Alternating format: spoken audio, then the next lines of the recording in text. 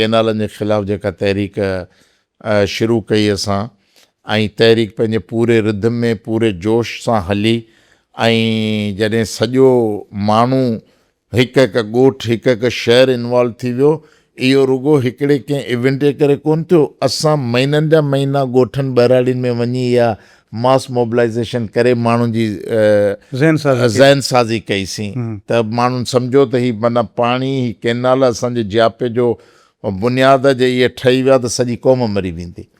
त असां इहा सॼी जेका माण्हुनि जे अंदरि ज़हन साज़ी करे तयारु कयोसीं, त पोइ सरकार ऐं रियासत इन्हनि ॿिन्ही गॾिजी उहा तहरीक हाईजेक करे वरिती। पोइ इहो ॿ जो धरणो लॻो, तव्हां ॾिठो। वकीलनि जे तरफ़ां न हुयो? वकीलनि ज़ाहिरी त वकील किरदारु आहे, ज़ाहिरी त किरदारु वकील हुआ, पोयां सरकार हुई मैनेज कयो। न, ही हमरा किथे बीठल हुया पीपल्स पार्टी वारा? उहे धरणे जी फेवर में हुआ या केनाल जी फेवर? उहे धरणे जा मेज़बान हुआ। अच्छा, मेज़बान। जो मुराद अली शाह साहब बयानु ॾिनो त असां कंहिंखे बि चमाट कोन हणंदासीं, धरणे वारनि खे हक़ आहे त उहे इन ॻाल्हि ते करनि। न, उहो सही वेठा या ग़लति वेठा? असां एॾो प्रेशर डेवलप कयोसीं जो बिलावल भुट्टो मजबूर थी वियो, जो हू निकितो सिंध जे बहिराड़ियुनि में हेडक्वार्टरनि में डिवीज़नल हेडक्वार्टरनि में जलसा कया त भई ही केनाल न ठहिणु, मौज़ू पाणी हो। ऐं उहो प्रेशर असां डेवलप कयो, वकीलनि कोन कयो। तॾहिं वकीलनि खे ख़बर बि कोन्हे त का पाणी जे लाइ तहरीक हले पई। पर पोइ इहो जॾहिं सॼो माहौल सिंध जो ठही वियो त पोइ हाणे उहे रियासत हलाइनि था, पीपल्स पार्टी हुकूमत हलाए थी।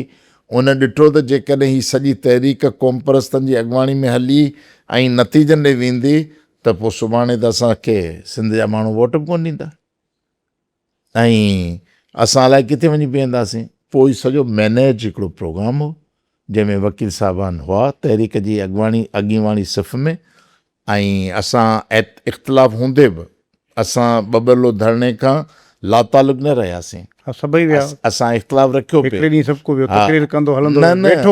असांजा सभु माण्हू वेठा।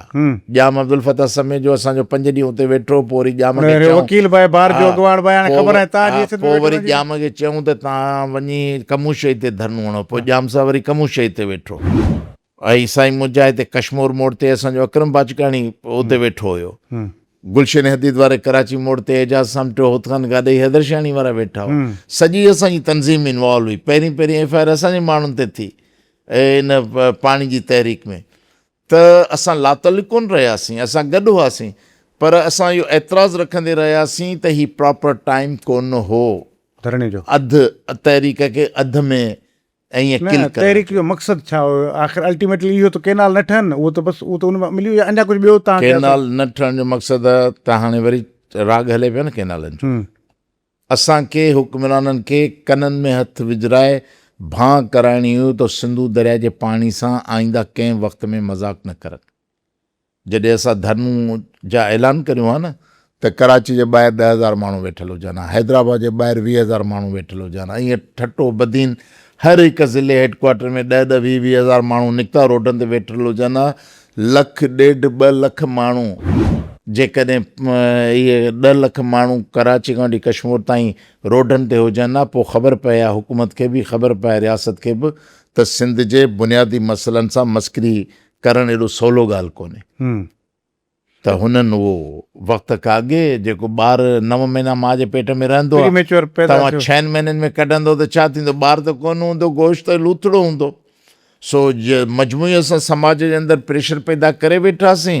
बिलाल भुट्टे वारनि इहो मैनेज कयो। पोइ काउंसिल ऑफ कॉमन इंट्रस्ट में हूअं ई इहो थियणो हो इजलास, जंहिंमें हुननि चयो त न। पोइ वज़ीर आज़म चयो ठीकु आहे, जेसीं क़ौमूं मुतफ़िक़ नथियूं थियनि तेसीं फ़िलहालु मुलतवी था कयूं।